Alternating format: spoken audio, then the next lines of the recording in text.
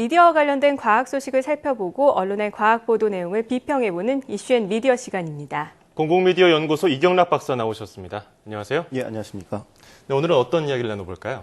예, 지금 최근 백소와 그리고 또 이와 유사하다고 불리는 이업우피소 이런 관련 논란이 연일 오늘도 그랬지만 예. 방송과 지면을 장식하고 있습니다. 그래서 이업우피소에 대해서조차도 뭐 국민 식생활 안전을 책임지는 식약처는 문제가 없다. 네. 또 그리고 또 그 소비자들의 권리를 옹호하는 그 소비자 보호원은 독성 물질이다. 이렇게 밝히면서 혼란이 가중되고 있습니다. 그래서 오늘은 최근 백수호 논란에 있어서 쟁점은 무엇이며 또 여기서 과학 저널리즘의 역할은 무엇인가 이런 부분들을 좀 다뤄보겠습니다. 네, 무엇보다 먼저 사건의 전반적인 진행을 좀 살펴봐야 할 텐데요. 네. 그렇다면 이 백수호 논란이 생기게 된 원인이 뭡니까? 예, 지난 4월 22일에 한국소비자원은 건강기능식품인 그 백수호의 원료에 이물질인 이어부피소가 섞여 있다라는 식의 그런 발표를 하게 됩니다. 예. 그래서 이후에 그 상품을 제조했던 기업의 주가가 폭락을 하고 또 이를 판매했던 주요 홈쇼핑 사업자들도 타격을 입게 되었습니다. 그래서 이 가운데 일부 홈쇼핑 업체들은 이미 섭취한 것은 제외하고서 환불을 하겠다. 이게 다 환불하는 것이 아니라 예. 이렇게 발표를 하는 등 계속해서 소비자 피해가 늘어나고 있는데요.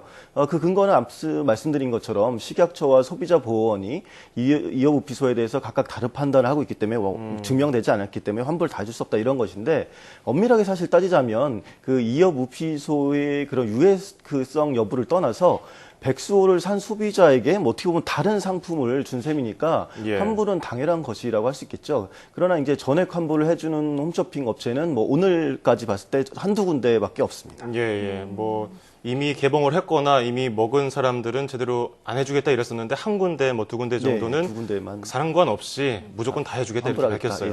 그런데 이 논란이 된 핵심 내용이 뭔가요? 뭐 이기저기 말은 많아요. 예, 그렇습니다. 이 문제가 사실 생각보다 굉장히 복잡한 층위에서 구분이 됩니다. 우선 가장 최근의 이슈부터 다루자면 백수호의 가짜 원료인 그 이어부피소가 진짜 몸에 해로운가, 독성이 있는가, 예. 즉 식품의 원료로 사용해도 되는가 하는 문제가 있습니다. 그리고 또 두 번째로 이어부피소의 독성 및 효과에 관련해서 동양의학적인 그런 고전들의 내용 그리고 또 서양의학의 분석 이런 차이의 이런 것들 이런 부분도 논쟁점 중에 하나고요. 예. 세 번째는 그럼 그 원래 백수호는 정말 그 여성 갱년기 증상에 효과가 있는 그런 건강기능식품인가 하는 점도 또 있습니다. 예, 그리고 마지막으로 이른바 또 이런 건강기능식품이 소비자들에게는 마치 의약품처럼 이렇게 인식되는 그런 상황이 있는데 예. 과연 이러한 현상들은 올바른가라는 부분들 이렇게 볼 수 네, 있겠습니다. 문제가 있어 보이는데요. 사실 이 백수호, 이어부피소가 실제로 몸에 해로운 겁니까? 예, 이와 관련해서 간단하게 좀 말씀드리자면 이어부피소는 그 미국 식품의약국 즉 FDA에서 독성 보고가 들어온 그런 식품입니다. 그래서 아직까지 식품으로 안전하게 복용하기에는 검증이 필요한 재료다 이렇게 말씀을 드릴 수 있습니다. 네. 즉 중국의 중약 대사전이라는 것들이 있거든요. 그 사전에 보면 그 전통의학에 따르면 이어부피소가 격산소라는 이름으로 그 소화제로 사용이 할 수 있다 이렇게 되어 있긴 합니다. 그런데 지금 최근에 우리나라 대한한의사협회는 자체적으로 이제 이어부피소는 그래도 유해하다 이렇게 좀 평가를 하고 있고. 그에 따르면 또 중국 과학원도 유독식물로 규정했다 이렇게 얘기를 하고 있습니다. 그래서 예. 식약처 같은 경우에는 또 반대로 대만인들이 이런 거 좀 지금도 많이 먹고 있고 그리고 이런 독성을 밝혔다고 하는 논문이 이제 좀 검증이 OECD 규정이 안 맞는 그런 것다. 그래서 사실 이렇게 독성이 있다고 얘기할 수 없다. 뭐 그래서 또 무해하다라는 식으로까지 평가를 했습니다. 그래서 하지만 좀 많이 양보해서 보더라도 안전성이라는 것들이 그 검증되지 않은 것 이런 것은 사실 확실합니다. 그리고 또 유해성 여부에만 약간의 논란의 여지가 있다. 이렇게 아무리 양보해서도 그렇게까지 할 수밖에 없을 것 같습니다. 예. 그래서 또한 그 최근 보건복지부 현안 보고에서도 또 어떻게 보면 2009년에 그 당시 식약청이었죠. 그때는 식약청이 이어부피소의 잘못된 유통 과정을 이미 인지하고 이제 공문을 보낸 적이 있었는데 그런 것이 공개돼서 이제 좀 문제가 되기도 했습니다. 그래서 이후에 식약처의 행정 무능력이나 이와 관련된 이런 다른 문제들 이런 것들이 또 제기될 수 있다 이렇게 생각됩니다. 네. 예, 일단은 이어부피소와 관련해서는 뭐 미국에서는 먹으면 안 된다, 우리나라도 그랬고요. 근데 중국에서는 뭐 먹을 수 있는 소화제로 쓰고 있다 해서 다 달라요 말이. 근데 이 어쨌든 백수호 오리지널 백수호는 예전부터 이 갱년기 여성들에게 도움을 준다고 해서 유명한 제품이란 말이죠. 네. 이건 어떤가요? 우선 이것도 동양의학과 서양의학적 관점 이런 것을 좀 나눠서 살펴볼 필요가 있을 것 같습니다. 백수호는 이렇게 동의보감에서 갱년기 여성들의 증상을 완화해주는 효과가 있다 뭐 이런 식으로 이제 나와 있는데 그러나 또 한방에서도 또 한편으로는 이런 분들도 있습니다. 인삼도 뭐 열이 있는 사람들, 그런 사람들 부작용이 있을 수 있듯이 예, 예. 백수호도 사실은 만약에 한약 원재료로 사용한다면 예. 그 복용에 주의해야 된다 이렇게 얘기를 하고 있습니다. 하지만 또 이것은 또 서양 의학에서 말하는 이른바 독성과는 또 다른 거거든요. 그래서 독성이 없는 물질이기 때문에 다시 말씀드리자면 백수호는 독성 식물이 아니기 때문에 일반적으로 이렇게 식품으로 복용해도 문제가 없다라고 예, 할 수 예. 있습니다.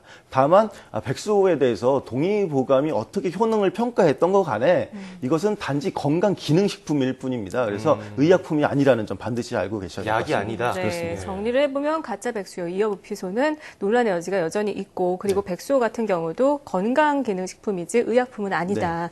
그렇다면 이 백수호 논란에서 가장 큰 문제는 뭐라고 볼 수 있을까요? 예, 사실 백수호 관련 논란의 핵심은 많은 분들이 건강기능식품을 마치 의약품처럼 생각하고 계신다 이런 데 있습니다.